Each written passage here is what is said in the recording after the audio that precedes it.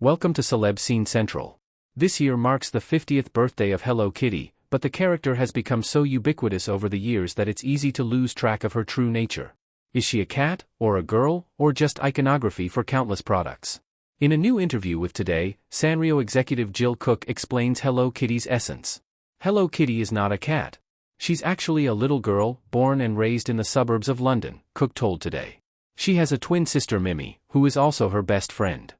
Not only is Hello Kitty not a cat, she actually has a pet cat of her own, named Charmy Kitty. One of the reasons the details of her canon aren't widely known is that, unlike most cultural icons, audiences weren't first introduced to her through a movie or TV show or other kind of story. From the very beginning, she was a product. Her first appearance was on a vinyl coin purse sold by Sanrio in 1974. But the popularity of Hello Kitty had a profound impact in introducing the rest of the world to Japanese culture, though her London-based backstory reflects the popularity of British culture in Japan at that time.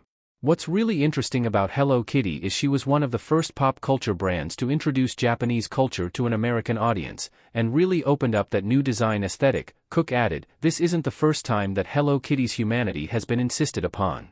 A Los Angeles retrospective of Hello Kitty art inspired an LA Times report about her origins, and former Entertainment Weekly writer Darren Franick was dumbfounded, especially by the Charmy Kitty thing. "I guess this is sort of a Goofy Pluto situation?" Franick wrote. Like, same genus but different species? Like, Kitty White's ancestors got visited by a monolith and evolved into cat people? The mystery persists to this day. But no matter how confusing we may find Hello Kitty, she's now 50 years old and not going anywhere.